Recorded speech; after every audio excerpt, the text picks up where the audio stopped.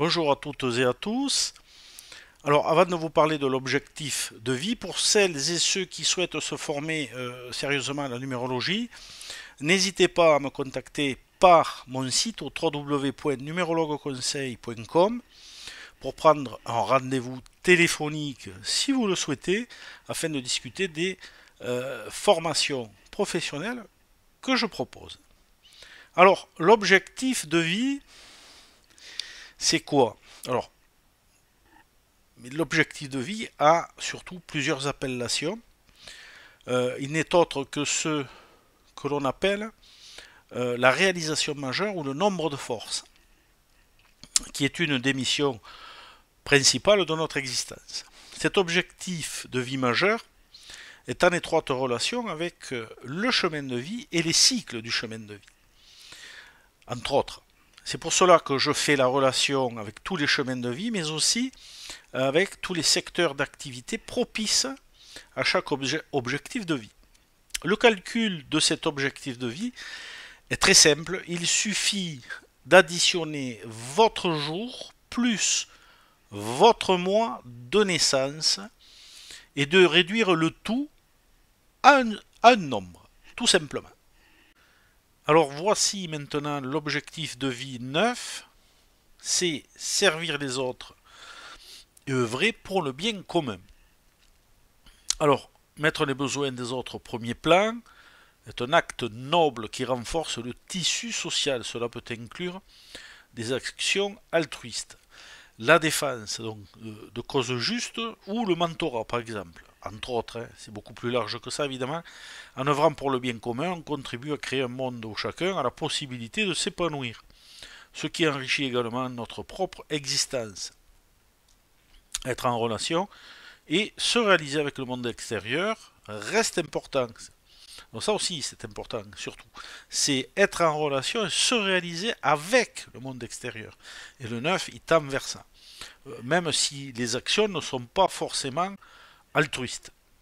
Et même s'il n'y a pas de vocation. Donc altruiste, il y a en effet de très nombreuses manières d'apporter sa pierre à l'édifice par cet objectif 9. Alors voici trois personnalités comme exemple ayant un objectif de vie 9 ou ayant eu un objectif 9. Donc Jason Momoa qui est donc un acteur américain en vogue actuellement. Objectif 9 sur un chemin de vie 8. Nous avons la comtesse de Ségur qui avait un objectif 9 sur un chemin de vie 8 aussi. Et Yves Saint-Laurent qui avait un objectif 9 sur un chemin de vie 1. Chemin de vie 1. Donc une personne avec un objectif de vie 9 est axée sur le service aux autres. On retrouve comment dire, des caractéristiques venant du 6. Il y a quelques similitudes entre ces deux nombres, service aux autres et l'engagement pour le bien commun. Là, on est sur un engagement universel et plus extérieur. Donc, il peut s'épanouir dans des domaines où l'altruisme, donc encore une fois, la justice sociale et l'empathie sont essentielles, ainsi que dans un idéal de vie bien spécifique. Donc, alors, voici, comme à l'habitude dans cette série des objectifs, quelques exemples de secteurs d'activité, non exhaustifs évidemment, donc le secteur humanitaire et l'aide internationale par exemple, pour celles et ceux que ça pourrait intéresser. Travailler donc pour des organisations humanitaires ou dans l'aide au développement permet de soutenir des communautés en difficulté. Ce secteur offre l'opportunité donc d'apporter des changements significatifs à grande échelle en contribuant à l'amélioration des conditions de vie dans le monde. Secteur de la santé et des soins. Alors, c'est valable aussi pour l'objectif 6. C'est tend vers ça. Donc, les professions de la santé, telles que médecins, infirmiers ou travailleurs sociaux, sont des vocations altruistes, évidemment, qui permettent de servir directement les autres en veillant à leur bien-être.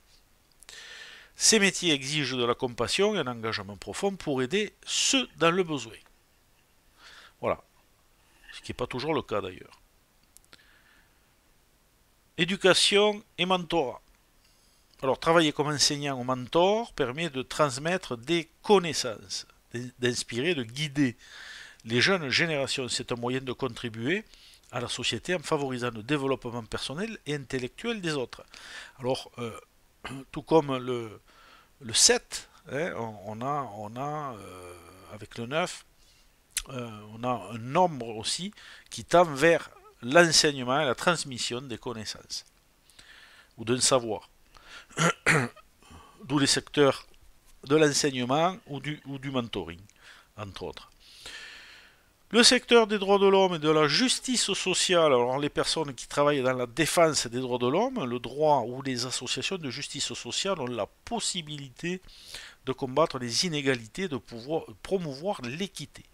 Ces engagements permettent d'œuvrer pour des causes justes et d'apporter un impact positif au monde, qui en a bien besoin. Secteur des arts, de l'expression créative.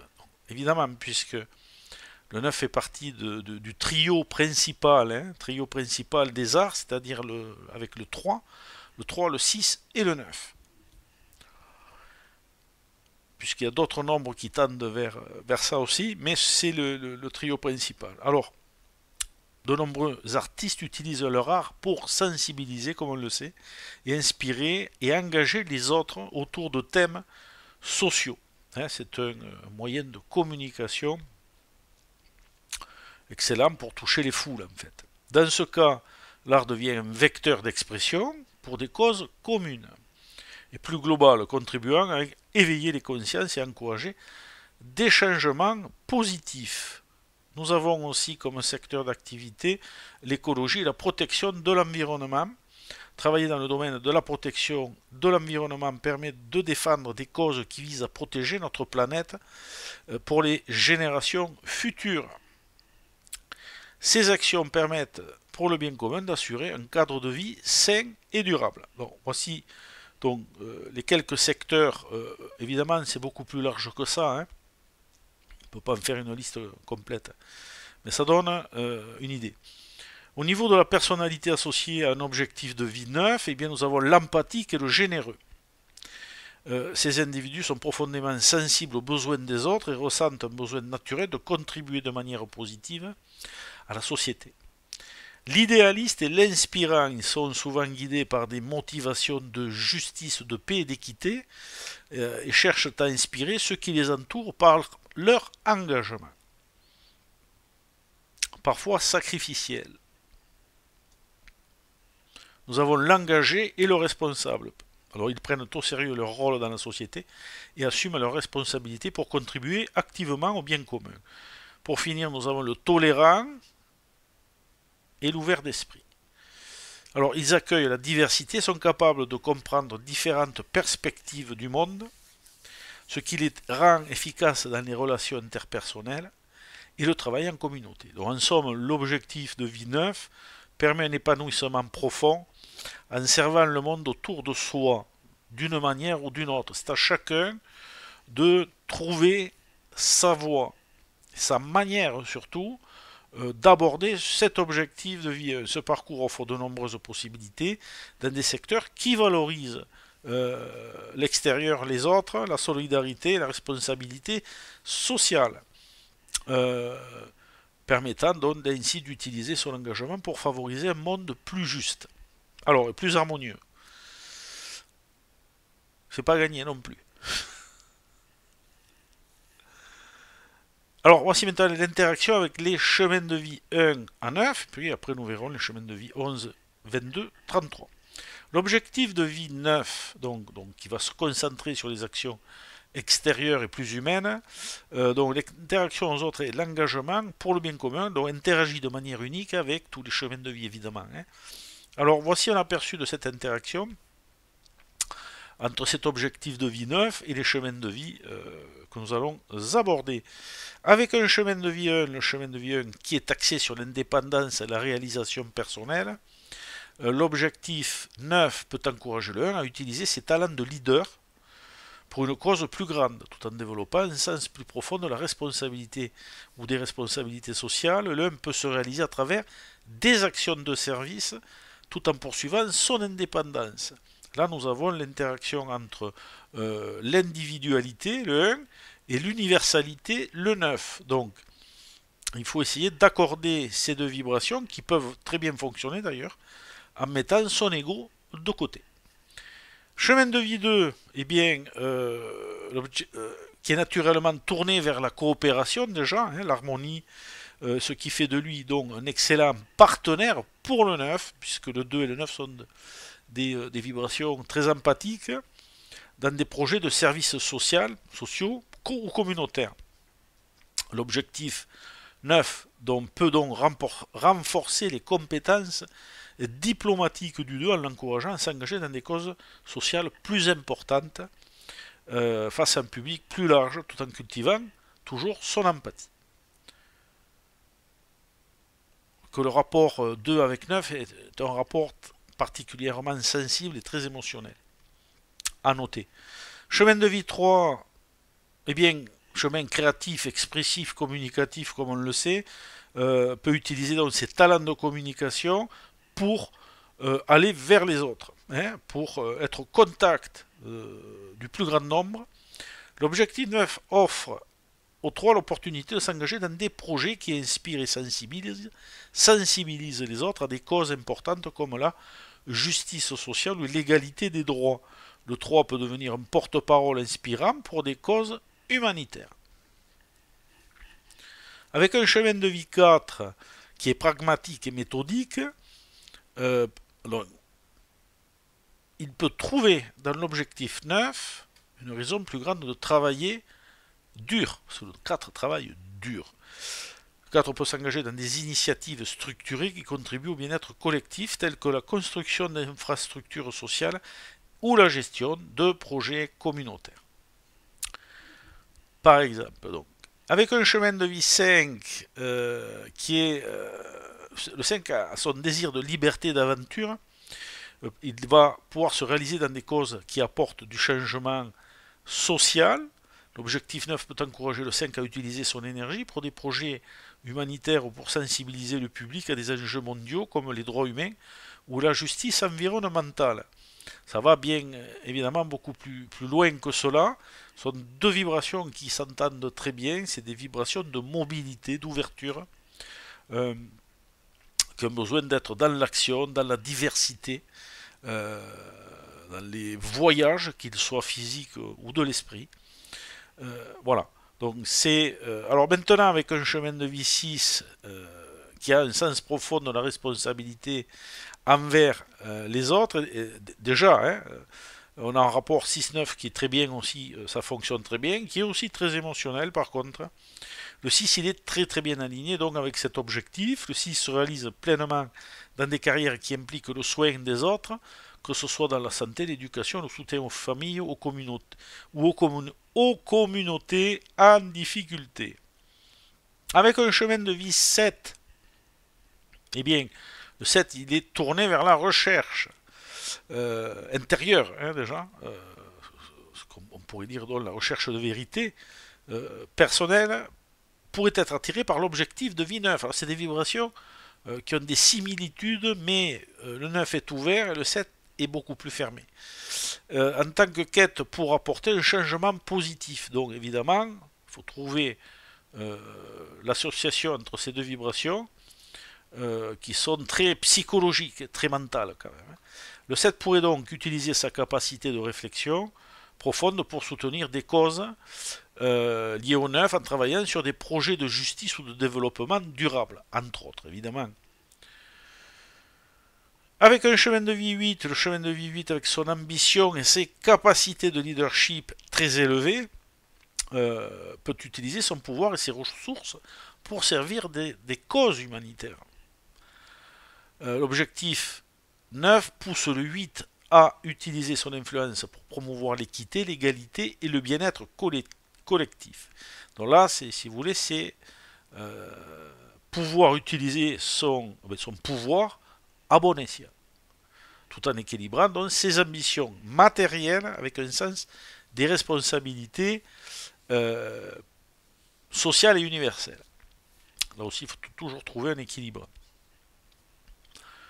Avec un chemin de vie 9, évidemment, on a la même vibration, et l'objectif, donc ces deux vibrations s'harmonisent parfaitement, mais vont intensifier l'aspect émotionnel. Alors, les personnes qui sont naturellement orientées vers le service aux autres. Là, on a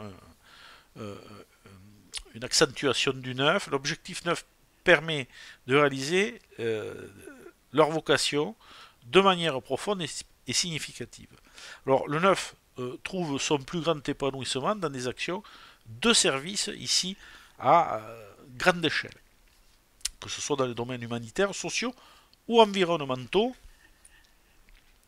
ou de l'enseignement. Passons maintenant sur la dernière partie au niveau des interactions avec les chemins de vie à vibration maître, c'est-à-dire 11, 22, 33.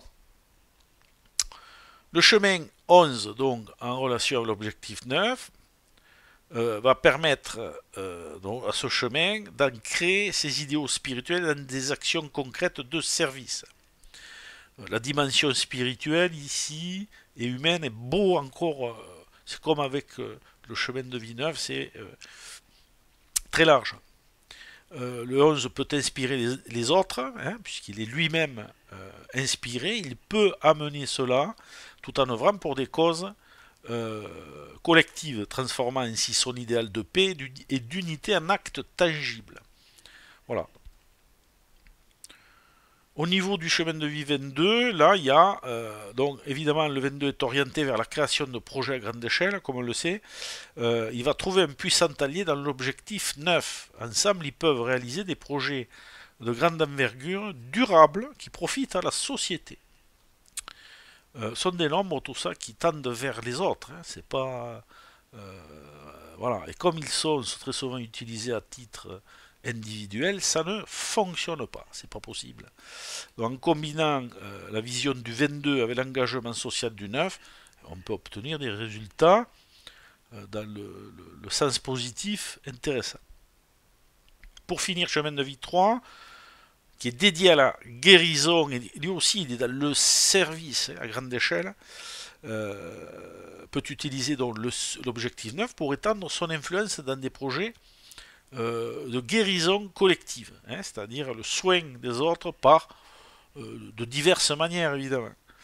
L'objectif de vie 9 permet au 33 de canaliser son énergie de guérison vers le bien-être collectif et de soutenir des causes humaines beaucoup plus importantes. Là aussi, il y a une notion d'hyper émotionnelle dont on devra tenir compte.